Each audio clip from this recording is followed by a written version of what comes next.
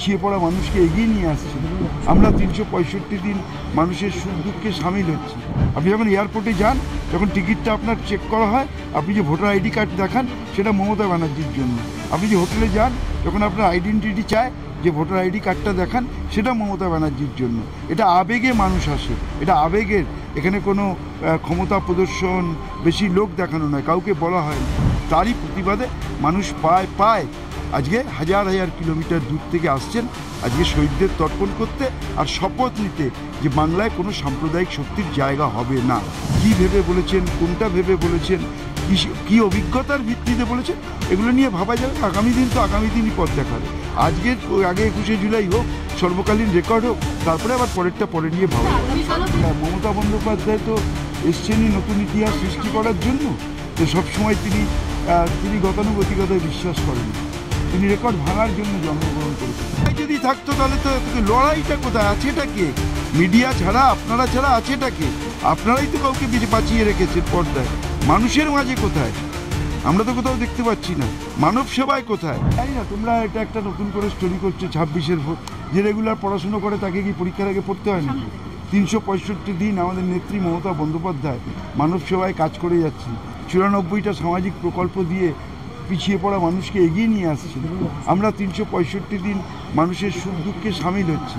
কিছু মানুষ আসছেন, যাচ্ছেন, দুটো বড় বড় ডায়লগ দিচ্ছেন, তা কখনো 33 কোটি দেবদেবীর মধ্যে একজনকে বেছে নিচ্ছেন। তা তারা কী করবে? ওদের পড়াশুনো করতে হবে।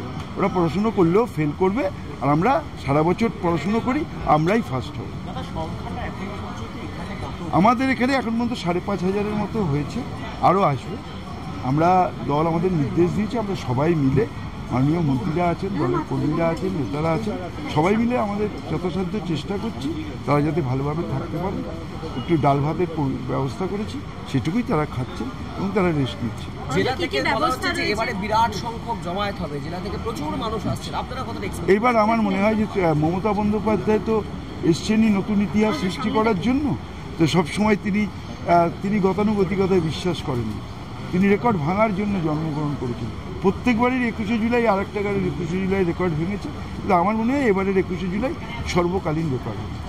সেটা কি কোথাও গিয়ে এই যে ক্ষমতার প্রদর্শন 26-এর আগে এত বড় একটা, এটা ক্ষমতার প্রদর্শন না, এটা মানুষের আবেগ। যে সিপিএম 13 জন যুবককে কেড়ে নিয়েছিল, এই যে আজকে আপনি রিপোর্টার হয়েছেন, কোথাও যদি আপনার এন্ট্রি করতে হয় যে ভোটার আইডি কার্ডটা দেখান, এটা মমতা ব্যানার্জির জন্য।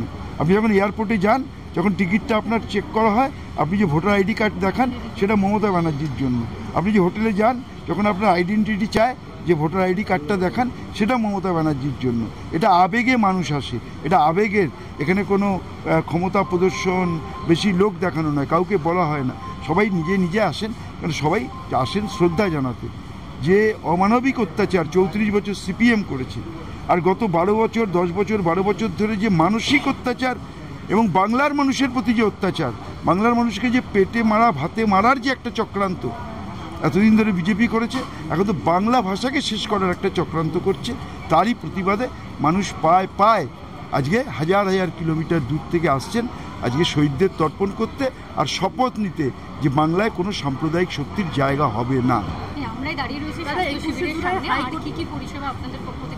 আমাদের শুধু স্বাস্থ্য শিবিরই রয়েছে, পাশে আমাদের অনুসন্ধান অফিস রয়েছে, আমরা সবাই রয়েছি। আমাদের তো আর অন্যদের মতো হাজার হাজার কোটি কোটি টাকা নেই। আমাদের যতটুকু স্বার্থ, আমাদের দল থেকে যতটুকু ব্যবস্থা করে দিয়েছে, ততটুকুতেই আমরা সাধারণ মানুষকে নিয়ে আসছি। এবং আমাদের কর্মীদের কোনো চাহিদাও নেই। সবাই জানেন এখানে শহীদ তর্পণে এসছেন, তারা যতটুকু দরকার ততটুকুই তারা পাচ্ছেন, এ নিয়েই তারা এগিয়ে যাচ্ছে। আমাদের একটাই শপথ, বাংলা মাকে রক্ষা করা, বাংলা ভাষাকে রক্ষা করা, সেটা জীবন দিয়ে হোক, রক্ত দিয়ে হোক, আমরা সেটা প্রমাণ করব। রাজনৈতিক মহলের একটা প্রশ্ন থাকছে যে বড় কোনো চমক থাকবে মঞ্চে, এরকম কি কোনো নেতৃত্ব যোগদান বা বড় কোনো? এটা তো দলের সিনিয়র নেতৃত্ব যারা আছেন, সর্বোচ্চ নেতৃত্ব যারা আছেন, তারা বলতে পারবেন। আমার দায়িত্ব দিয়েছে আমাকে ক্ষুদিরাম অনুশীলন কেন্দ্রে, আমি সেখানেই আছি। জল্পনা কি থাকছে? আমি কি করে বলবো? এটা তো বললাম দলের সর্বোচ্চ নেতৃত্বই বলতে পারবেন। হাইকোর্টের নির্দেশ, আগামী বছর অন্য কোনো জায়গা ডিসাইড করতে হবে, তৃণমূল কংগ্রেসকে মুচলেখা দিতে বলা হয়েছে, আপনারা কি? হ্যাঁ, সেটা হাইকোর্ট যখন বলেছেন, কি ভেবে বলেছেন, কোনটা ভেবে বলেছেন, কি অভিজ্ঞতার ভিত্তিতে বলেছেন, এগুলো নিয়ে ভাবা যাবে। আগামী দিন তো আগামী দিনই পথ দেখাবে। আজকের আগে 21শে জুলাই হোক, সর্বকালীন রেকর্ড হোক, তারপরে আবার পরেরটা পরে নিয়ে ভাবা যাবে। বার্তা নিয়ে গিয়ে জেলায় জেলায় পৌঁছে দেবো, আপনারা কি এক্সপেক্ট করছেন? অবশ্যই, আমরা তো সবাই আশায় থাকি, মুখিয়ে থাকি নেত্রী কী পথ প্রদর্শন করেন। নেত্রীর পথ ধরেই তো আমরা এগিয়ে যাচ্ছি। তো নেত্রী সেদিনকে যে বার্তা দেবেন সেই বার্তাকে পাথেয় করেই আমরা এগিয়ে যাব। 26-এর আবার লড়াই কোথায়? লড়াই যদি থাকতো তাহলে তো লড়াইটা কোথায়? আছেটা কে? মিডিয়া ছাড়া, আপনারা ছাড়া আছেটা কে?